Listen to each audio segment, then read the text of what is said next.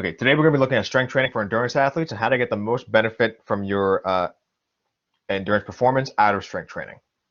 So the ACSM suggests that all individuals participate in strength training 2 to 3 times a week. However, the standard is only met or actually met by less than 20% of endurance athletes. Now, the reasons for this that endurance athletes give are, strength training. If I lift too much, I'm going to get bulky and I'm going to be slower. If I lift too much, I might get injured and I won't be able to participate in my competitive season. Or, again, I'd rather focus on running than I would on strength training. And they all have some validity to them. However, they can all be counteracted by points that are brought up by strength training. Strength training can result in bulkiness, of course, but it doesn't have to. You can limit your strength training to a point where you can still benefit you can still have a benefit to your endurance performance, but not put on significant muscle mass. There are actually lower injury rates in strength training and in strength sports compared to endurance sports. So in running specifically, there's a 27% injury rate in novice runners, 32% in long distance, and about 52% in marathon runners, which is pretty high compared to powerlifters, where there's less than a 17% injury rate. So already you can see there's not really a good argument to be made that you can get injured more. You're more likely to get injured lifting than you are running. In fact, I think most people, myself included, can say that I've been injured running more than I've been injured lifting, in as long as I've been lifting. Now, resistance training has also been resistance training or strength training also generally contributes to the improvement of overall work capacity. And on the topic of work capacity, we should talk about some terminology. So terminology. On the left side, we'll have terminology that's going to be more so measuring how aerobically fit and how our endurance performance is going to be measured in the study. So for example, VO2 max is going to be the maximum amount of oxygen the body can use during a single breath. Running economy is going to be the efficiency of converting that oxygen consumption into forward motion, into running. Time to exhaustion, pretty much how long it takes for you to just become exhausted. Aerobic capacity and work capacity is similar, but they're both kind of qualitative, and they just measure general aerobic fitness, or just general fitness. On the right side, one rep max, pretty simple amount of weight you can lift with a single repetition. Maximum voluntary torque is going to refer to the greatest amount of tension a muscle can withstand or produce, and specifically a muscle around a joint, or muscle groups around a joint. A delta efficiency is going to be similar to running economy, but instead of running, it's going to be based around muscle and force production, and the actual formula for it's going to be workload divided by energy expenditure. And lean body mass is going to be, muscle mass in this case. So modality, more terminology we should keep in mind. Modality, the programming or split that underlies every strength training intervention. How you train, how you strength train. The most important ones here, I'm going to say, are maximal strength training, non-maximal strength training, and conventional strength training. So maximal strength training is generally defined as working in increments greater than 80% of your 1 rep max, and you only work in sets of 1 to 4, really. Non-maximal strength training will be working in sets of less than 70% of your 1 rep max, and the sets are going to be 8 to 12 repetitions. And conventional is often interchangeable with non-maximal, where you'll have non-maximal listed in studies where you look at maximal versus non-maximal, but conventional training will just be in studies looking at just general strength training. You'll generally have it conventional instead of non-maximal, but they kind of mean the same thing. Now, one more thing we should understand is going to be population. Population should have 2 echelons to it: population by level and population by sport. So by level, are you an untrained athlete? Are you a recreational, moderately trained athlete? Are you a master athlete? Are you an elite or well-trained athlete? Where do you fit in here? Master athletes are going to be the most difficult one to understand. It generally refers to older people who are still practice their sport consistently and competitively in some cases. So these may be people that were that hit their peak when they were younger, and now they're still consistently and actively, participating in their sport. It says older than 35, but generally, in the studies at least, the athletes are all going to be older than 50. The master athletes. In the population by sports, pretty simple. Are you a runner? Are you a cyclist? Are you a swimmer? Those are the main ones. But we also are going to look at soccer players and cross-country skiers in this study specifically. Okay, let's talk about concurrent training quickly. Concurrent training is training both endurance and strength. Now, there's a lot of debate around concurrent training because of the interference effect. The interference effect is a term that was coined in the 70s and 80s.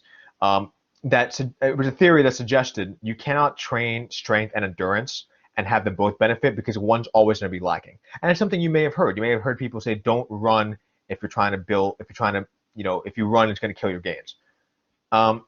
this has been debunked, and I say debunked because there are still studies that suggest that the interference effect is true. But more so than suggesting, what it is that the athletes in these studies are just not training appropriately. So to get the maximal benefits out of your strength training towards your endurance performance, you have to be training, you have to be structuring your modality around your population. So what sport do you play? How efficient are you? How experienced are you in your sport or in endurance training? And then you can say, okay, this is what I should be. This is how I should be strength training. So a lot of times, studies that still in 21st century still support the interference effect are generally athletes not training appropriately, strength training appropriately at least. Strength training is important. It can improve strength, obviously, but it can also improve your endurance performance through your VO2 max and running economy, improved running economy. We can also attenuate significant hypertrophy, meaning that we limit the amount of hypertrophy and the amount of muscle we put on, but still have a great benefit of endurance performance. And generally, it's used as a type of off-season training where athletes will train a lot more high intensity in the off-season and wean that down so that in their preseason they're training at a lower intensity but a higher volume, and during their competitive season they may not even be strength training at all, but they already had the benefits of using all the work capacity or gaining all that work capacity from strength training prior. Okay, now let's talk about the actual research. Studying and looking at modality based on our population. So first of all, modality by expertise level. In untrained individuals and moderately trained athletes. So untrained individuals, they generally benefit from any modality, any stimulus. For example, one would be improving your 1 rep max, so working in more so maximal strength training. Improvement of 1 rep max by about 27%, increases time to exhaustion by about 13%, and increases running economy by about 5 to 6%. And circuit training is also efficient, has been found to be efficient in untrained athletes, and conventional training as well. Conventional training has found to improve time to exhaustion by about 29% in untrained athletes. Now, the rest of the conventional training here we should keep in mind is going to be referring to moderately trained athletes who don't benefit as much from circuit training, but benefit mainly from non-maximal conventional strength training. They improve their short-term cycling performance by about 11%, improved long-term cycling by about 20%, and time to exhaustion by about 33%. Now, modality by level. Again, now we're looking at our master athletes. Our master athletes, again, are our older athletes. We're taking a look at two studies here. So in our non-maximal strength training, this looked at master cyclists, and they worked lower body exercises, and they trained and were measured on a cycle ergometer. The master cyclists improved. Now, this was master cyclists versus non-master cyclists who were moderately to well-trained athletes, endurance cyclist athletes. The master athletes improved their maximum voluntary contractile torque by about 18%, whereas their non-master counterparts improved by about 12%. So there was a higher increase or higher improvement rate in master athletes compared to non-masters. Delta efficiency was a little hard to pinpoint the exact percentage of improvement, but it was measured like this. At the beginning of the study, the non-master athletes were about 11% more efficient than the master athletes. And by the end of the 12 weeks, the masters had weaned down that percentage from 11 to about 0.15%. So they significantly increased their delta efficiency as well. Now, one thing here is that these are all cyclists, so we'll bring that up later, talking about cyclists compared to runners and how just working lower body and just being measured on a cycle ergometer may have affected or may have been more efficient for the master athletes compared to master athletes during maximal strength training in the next study. This next study, the maximal strength training was conducted and measured on both treadmill and cycle ergometer. They all worked maximal strength training, so 80% or greater than 1 rep max instead of 1 to 4. Now, this was split into 3 groups: non-maximal, maximal, and no strength training. The non-maximal and maximal strength training both improve their muscle stiffness. Now, muscle stiffness is generally correlated directly with running economy. However, the only group that actually improved the running economy in this case was the group that was maximally strength training. The non-maximal group did not improve the running economy significantly whatsoever. So this would suggest, again, that maximal strength training has a greater effect on master athletes than non-maximal strength training in terms of runners. Cyclists is again a bit more complicated to understand, but we'll talk about that later. And now for elite and well-trained athletes, pretty much the only way to go is maximal strength training. In elite level cross-country skiers, maximal strength training compared to non-maximal strength training improved time to exhaustion by about 56% on a ski cycle ergometer, and it was something like 35 to 40% on a treadmill. Compared to this was 31%, or about 25 to 30% higher, respectively, so 30 and 25% higher than their non-maximal strength training counterparts.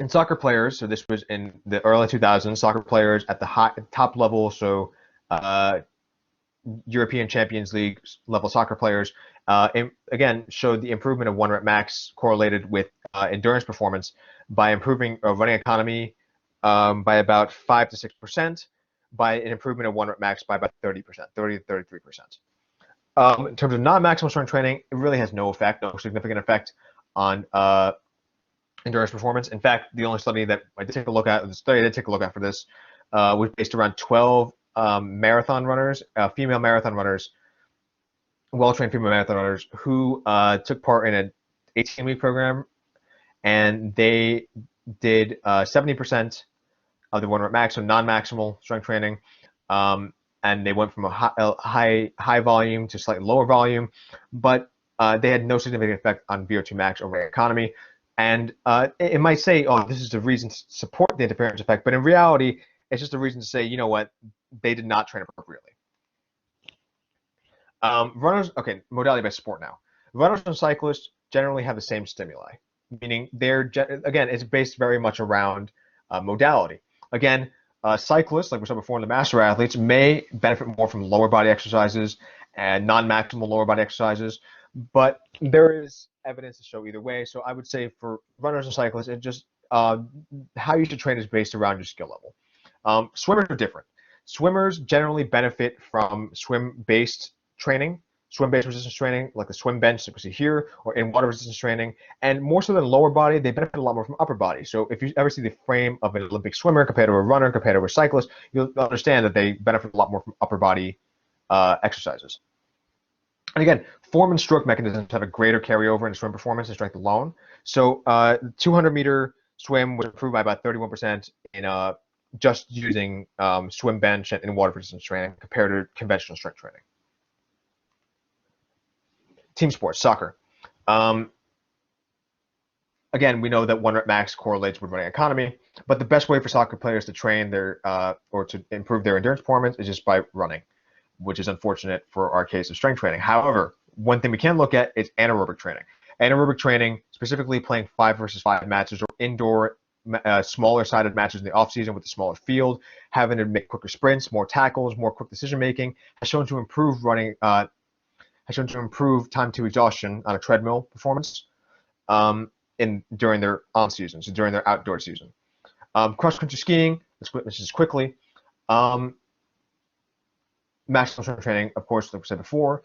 But one thing to notice is that in that study from before, the improvement on the cycle ergometer, the ski ergometer, was a lot greater than the treadmill. So this would again suggest, similar to swimmers, that cross-country skiers will benefit a lot more from focusing on their form and focusing on their direct sport than they may from focusing on just general strength training. Okay. Yes. Okay. Yep. Conclusion. Strength training is vital in the improvement of endurance performance. So again, what I would say is that everyone should strength train. Everyone should become involved in strength training. It all depends on your population. So if your expertise level, on what sport you play, but the benefits of concurrent training and strength training can include the improvement of running economy, work capacity, VO2 max. But again, it's all dependent on the modality. So how you strength train and whether or not it's appropriate for your skill level and for the sport you play. That being said, here's the last slide we have with a couple of, this is the general rule of thumb. Untrained athletes benefit from all modalities. Moderately trained benefit from non-maximal circuit training and conventional lifting. So things like this, things to keep in mind. So based on your skill level and based on your population in terms of what sport you play, how can you benefit the most from strength training? So again, to make one last point, everyone should strength train. There's no reason not to. It has very prominent benefits in terms of improving work capacity, um, especially in endurance athletes. And endurance athletes should get into the habit of strength training more because it can benefit. And it all depends. It may seem that it won't benefit very much because you may think I might get injured. It doesn't make sense to focus on running more, but it all depends on how you strength train, how you program your strength training, given your endurance sport.